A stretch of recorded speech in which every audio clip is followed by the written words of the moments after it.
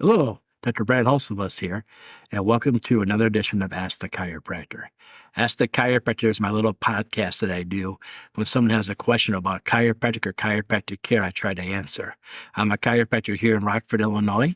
I'm a proud graduate of Palmer College of Chiropractic, and I'm happy to be the team chiropractor of the Rockford Ice Hogs. Let's dive into it.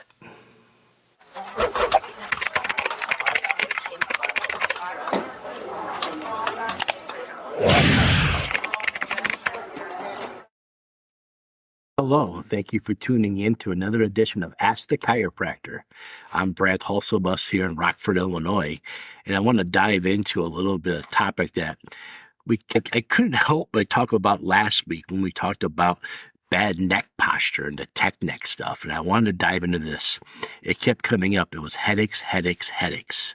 So I want to discuss a little bit about headaches if I could. Headaches, common thing that we see all the time in chiropractic.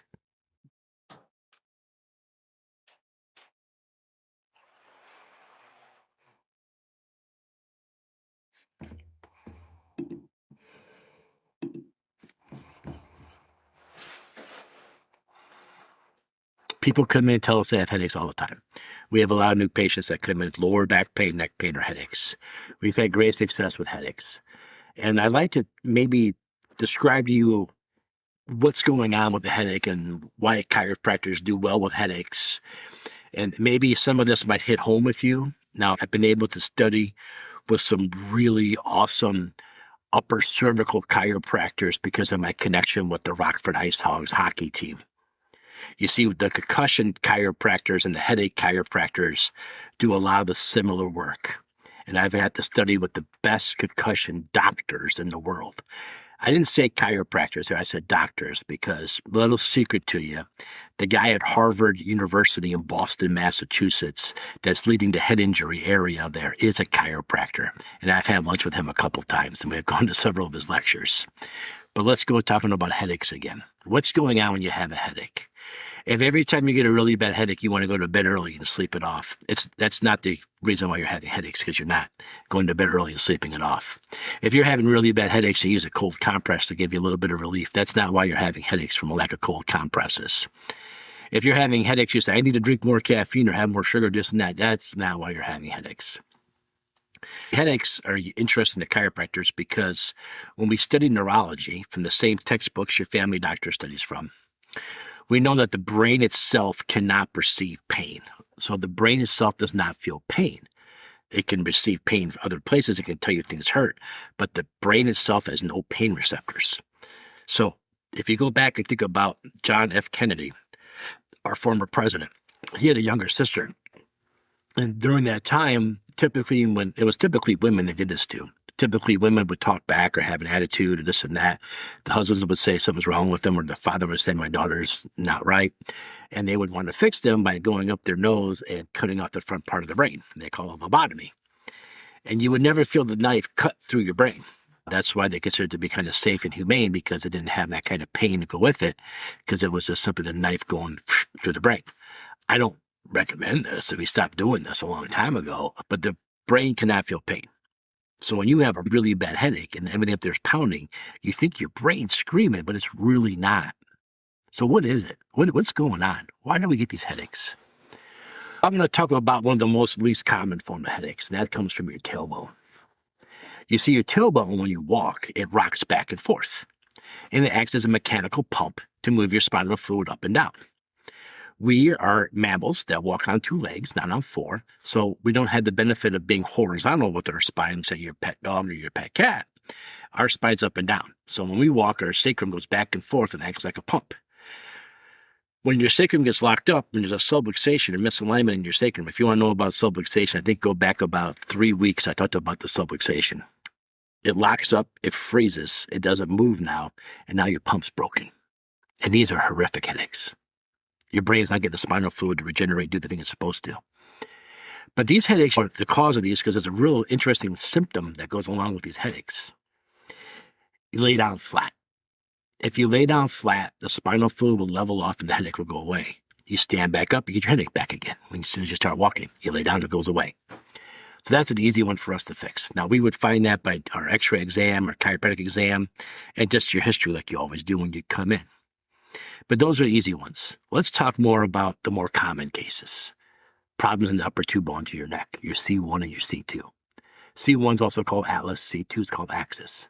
C1 is called atlas because it's a big round circle with two giant masses on the side. When we take your x-ray, I always tease it kind of looks like a bow tie. You just got these two big trapezoids on the sides.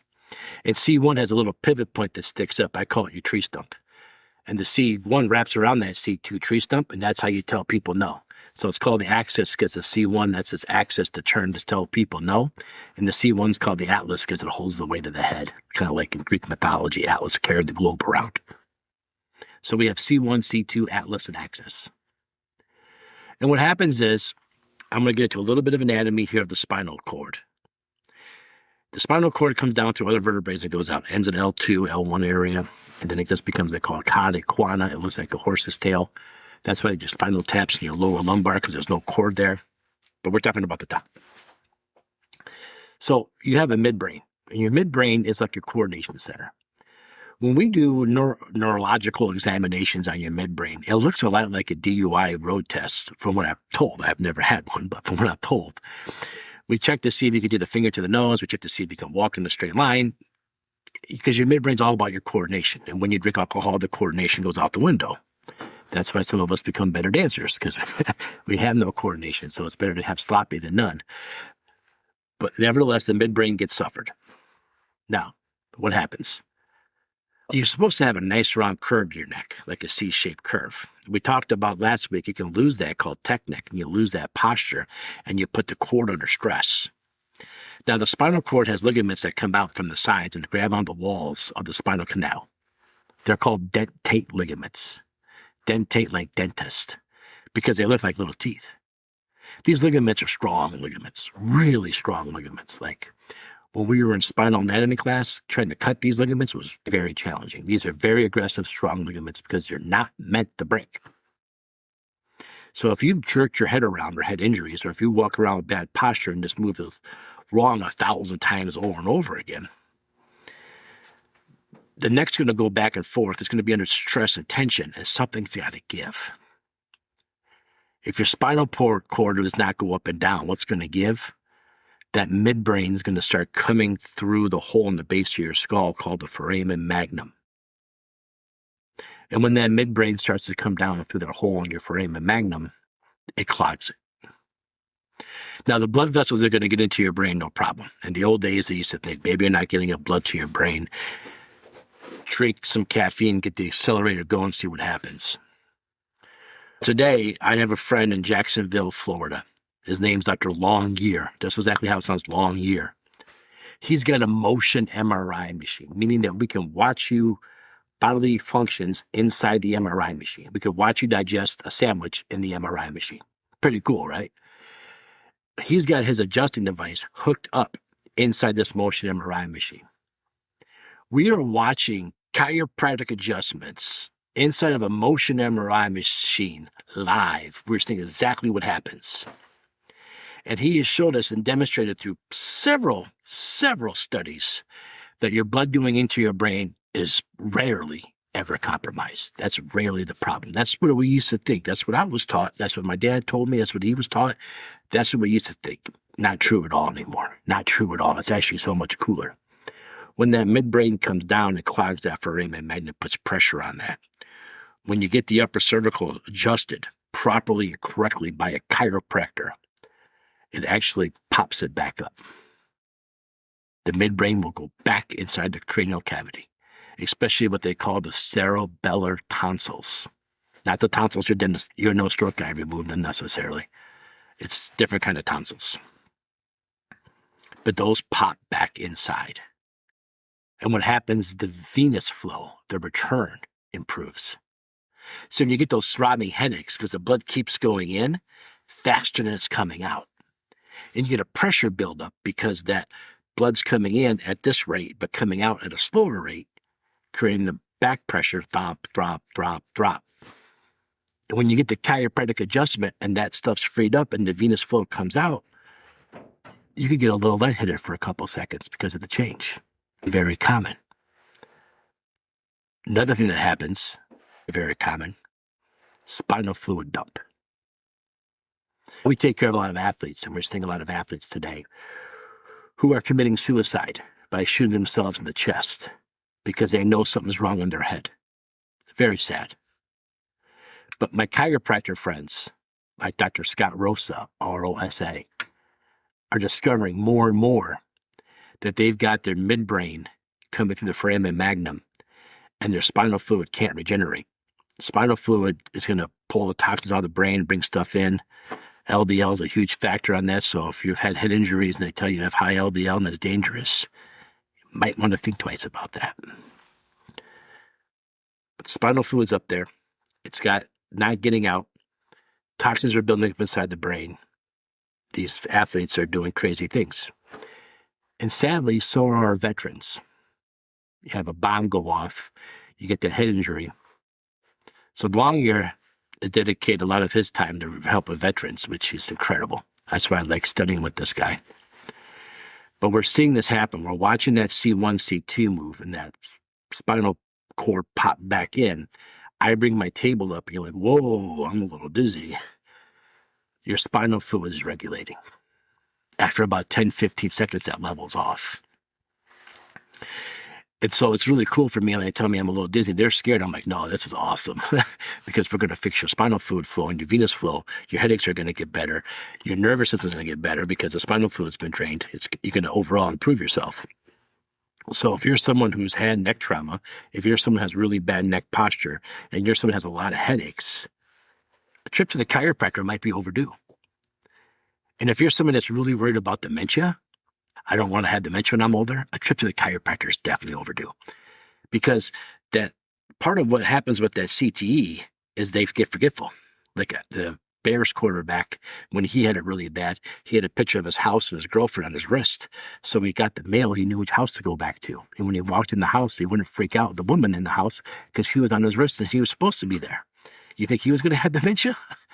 But then Dr. Scott, like I said, found him, adjusted him, corrected him, now he's back to normal.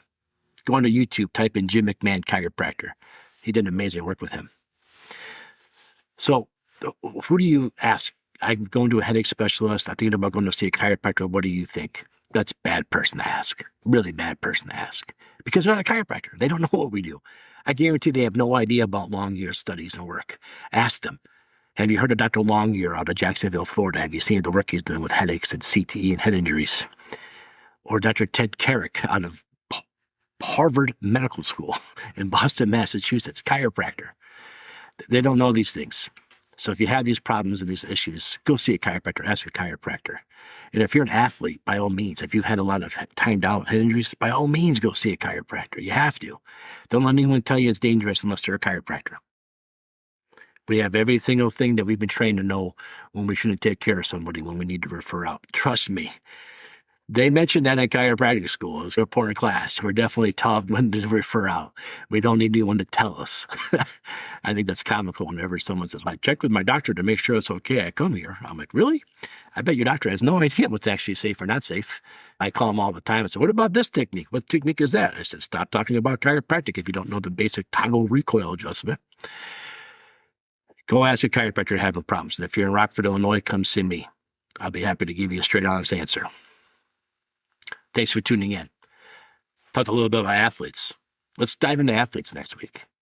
I take care of a lot of athletes. I'm part of the Pro Hockey Chiropractic Society, and I'm a board member of the International Chiropractic Association, our national associations, Sports and Fitness Science Council. Let's talk about why we see athletes. Thanks.